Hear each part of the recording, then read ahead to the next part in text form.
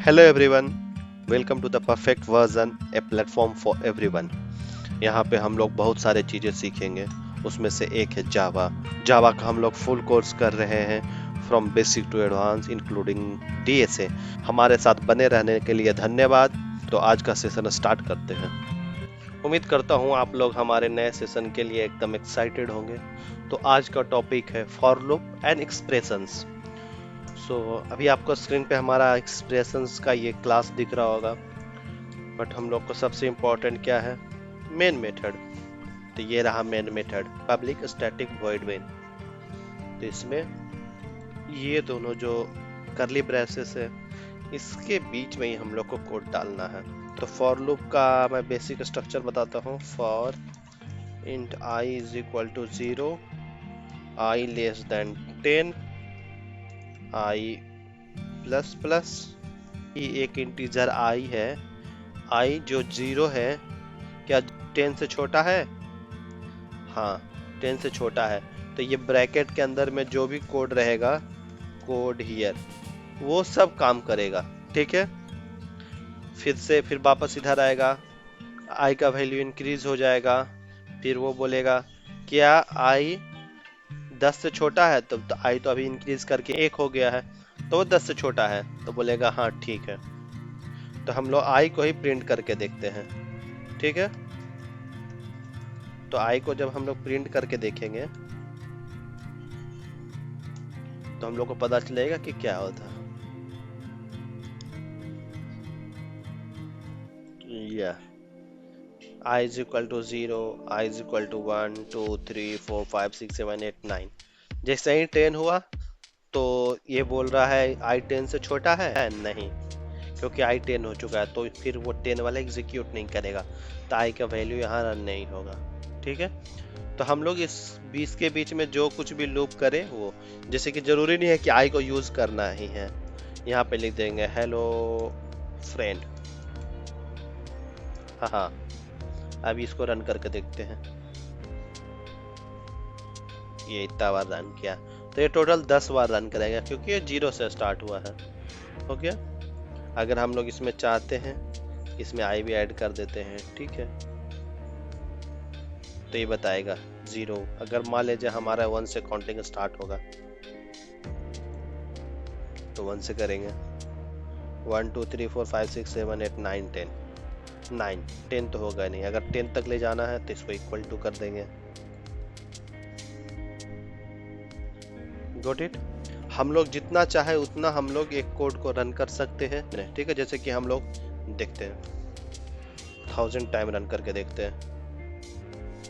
ठीक है। इसे प्रिंट करते हैं, प्लस हो गया, रन इट। तो क्या 1000 बार चलेगा? ये कितना जल्दी चल गया। तो यही खासियत है, लूप से हम लोग कोई भी चीज जल्दी जल्दी कर सकते हैं। अगर हम लोग ऐसा पैटर्न ढूंढ ले, लूप में डाला जा सकता है, तो अगर लूप में हम लोग डाल देंगे तो उसको आराम से प्रिंट कर सकते हैं। तो ये हम लोगों ने लूप सीखा। अब हम लोग नेक्स्ट चीज जो सीखते हैं वो है व्हाट इज एक्सप्रेशन। तो एक्सप्रेशन से याद और आ रहा होगा, बचपन में हम लोग पढ़े थे अलजेब्रिक एक्सप्रेशन। तो उससे कुछ ज्यादा डिफरेंस है नहीं इसमें।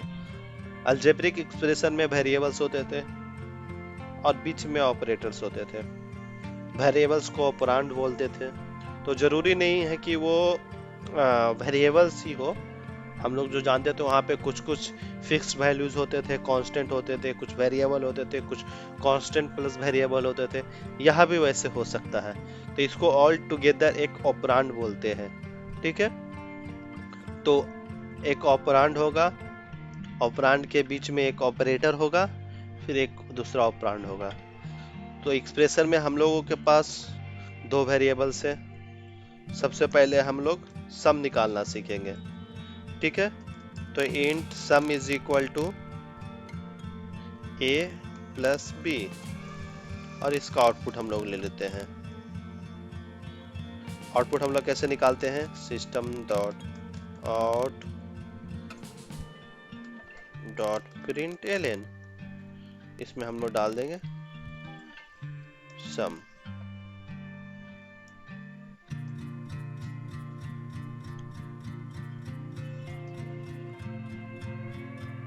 सम 58 होगा। बहुत सही, बहुत इजी है। अगर हम लोग इसको डबल भी कर दें तभी कोई खास अंतर नहीं होगा। बस हम लोगों को ये वाला एज ए डेसिमल डिजिट में शो करेगा, .00। ठीक है। अगर मान लिया जाए हम लोग सब्ट्रैक्ट करते हैं तभी कुछ खास अंतर नहीं होगा। अगर हम लोग डिवाइड करते हैं तो 6.24 होगा। अगर हम लोग इसको इंट कर देते हैं, इंट इंट, अब हम लोग रन करके देखते हैं तो हम लोगों को जो डिवीजन आया वो 6 आया, लेकिन जब डबल कर रहे थे तो हमारा जो डिवीजन आ रहा था वो 6.25 आ रहा था। ठीक है। तो इंटीजर के केस में कोटेंट्स आता है, एब्सोल्यूट नंबर नहीं आता है। ठीक है। उसमें सिर्फ राउंड ऑफ वैल्यूज होते हैं, उसको कोटेंट्स भी बोल सकते हैं। ठीक है। और जो आखिरी वाला ऑपरेटर है वो है मॉड्यूलो। मॉड्यूलो का क्या काम है कि ये रिमाइंडर बताएगा। तो रिमाइंडर क्या बताएगा? ए रिमाइंडर बी, मतलब ए मॉड्यूलो बी, मतलब 50 में अगर 8 से डिवाइड दिया जाए तो जो रिमाइंडर बचेगा वो मॉड्यूलो होगा, वो 2 होगा। अगर इसको डबल भी कर देते हैं तो मॉड्यूलो पे इसका कोई इफेक्ट नहीं होगा। ठीक है। ये हो गया डबल। इसको रन कर देते हैं, इस पे कोई इफेक्ट नहीं होगा। ठीक है। तो प्रैक्टिस के लिए हम लोग क्या करते हैं, 28 का टेबल हम लोग लिखते हैं। ठीक है। तो हम लोग मान लेते हैं int n is equal to 28, इसका टेबल प्रिंट करना है। टेबल भी एकदम फॉर्मेट में। तो हम लोग सीखे थे फॉर लूप में int i is equal to 0 if i is less than 10, लेकिन हम लोग को तो 10 तक चाहिए और हम लोगों को 1 से चाहिए, क्योंकि टेबल तो 1 से स्टार्ट होता है। और यहाँ पे हम लोग क्या कर देते हैं, i को एक एक बार इंक्रीज करेंगे और यहाँ पे हम लोग क्या करेंगे, sysout.println। ठीक है। ये हो गया। चलिए सबसे पहले इसको इजी कर देते हैं, थोड़ा 10 से स्टार्ट करते हैं 10 का टेबल। ये बहुत सही ना, कितना इजी हो गया। अब हम लोग को किसी हार्ड का लिखना होगा, 28 का, ये फटक से लिख देंगे। हो गया, 28 का टेबल हो गया। अगर इसको हम लोग चाहे तो इधर भी रख सकते हैं। ठीक है। यहाँ से इसको डिलीट कर दिए और इसको रन करके देख सकते हैं। बहुत सही, सेम आउटपुट है।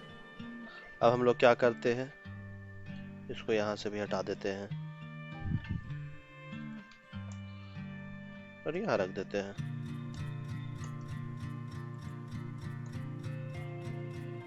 बहुत सही हो गया, फिर भी सेम आउटपुट हो गया।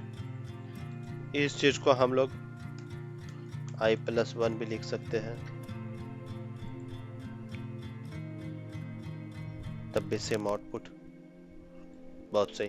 तो अभी हम लोग सीखे कि हम लोग इनिशियलाइजेशन और उसके बाद में हम उसका इंक्रीमेंट अलग अलग रख सकते हैं।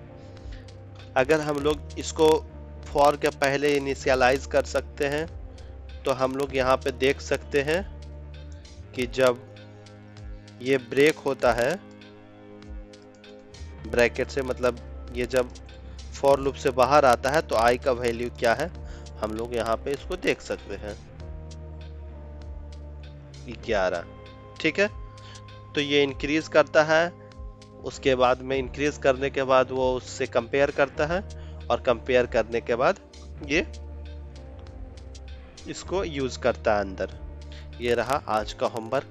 अगर आपका कुछ डाउट हो तो जरूर कमेंट करें, हमें बताएं, हम लोग डाउट के ऊपर डिस्कस करेंगे। अगर आपको ये सेशन अच्छा लगा हो तो please like share and subscribe जरूर करें, इससे हमें मोटिवेशन मिलती है। Thank you.